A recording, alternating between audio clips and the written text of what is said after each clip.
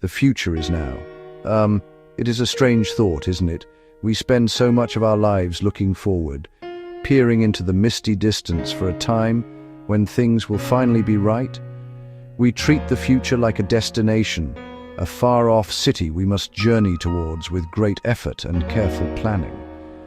We imagine it is a place of completion where our worries cease and our dreams finally take solid form. We think that one day, after all the striving, we will finally arrive and be able to rest, content in the life we have built. But what if the future is not a destination at all, but a constant, gentle arrival? What if it is not a grand, singular event, but a series of small, almost imperceptible moments unfolding right here, right now? Imagine that the life you have been seeking is not somewhere over the horizon, but is already present in the room with you, waiting patiently for you to notice. This is not a trick, but a simple invitation to look at your life in a new way. Over the next few minutes, I hope to gently persuade you of this idea. We will look at how we chase the future, often missing the very thing we are looking for. We will explore the simple ways tomorrow has already woven itself into the fabric of our daily lives, often without us even realizing it. I will share a small story about how a single, simple action can unlock a new beginning, the map you need already in your hands, and the journey begun right now. We humans are marvelous creatures, always striving, always reaching for something more. We chase the future with a relentless energy that is both admirable and at times a little exhausting. We tell ourselves stories. When I get that promotion, when I find the right person, when we move to that house, then everything will be different. We construct elaborate if-then scenarios, pinning hopes on a future forever just out of reach. This can become a kind of blindness. In our eagerness to get to the next thing, we fail to see the good right in front of us, the small, beautiful moments that make up a life. The future becomes a glorious promise and a tyrannical ruler, keeping us on a treadmill of dissatisfaction. But life is not a grand destination. It is a series of nows. The present moment is the only place we truly are. The past is a memory, and the future is an idea. By sacrificing the now for tomorrow, we miss life itself. The real magic is not in the grand finale, but in small, quiet acts of living that happen each moment.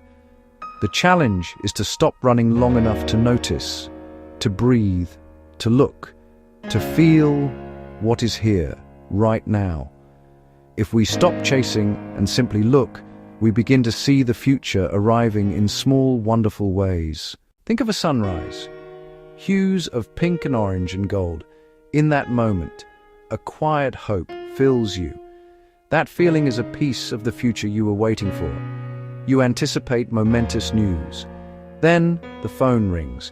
It's a friend you've not spoken to in ages, just saying, hello.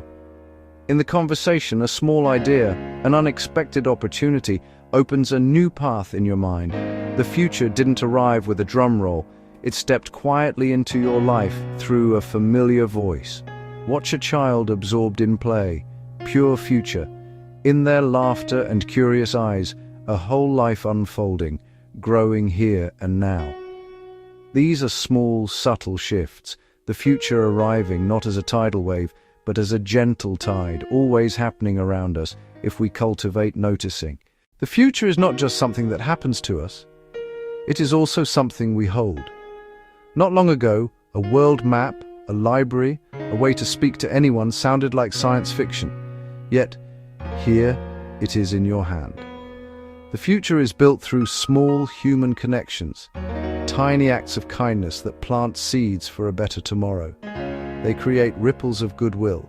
The future is not solitary, it's a web we weave together. Small, consistent actions today become significant achievements. One page, one walk, tiny, repeatable acts are engines of growth powered by choices now. The future is tangible in our tools, our connections, our habits. It's in the phone in your hand, a kind word, the decision to step outside. Yes, I know a woman who was convinced her real life was waiting in another city. She spoke of it often, painting a vivid future. She spent 3 years getting ready, waiting for the perfect moment, a sign, a grand certainty, yet never leaving. One Tuesday at her old desk, she did something small. She emailed a university friend for advice on the creative scene. She hit send, and a chain began.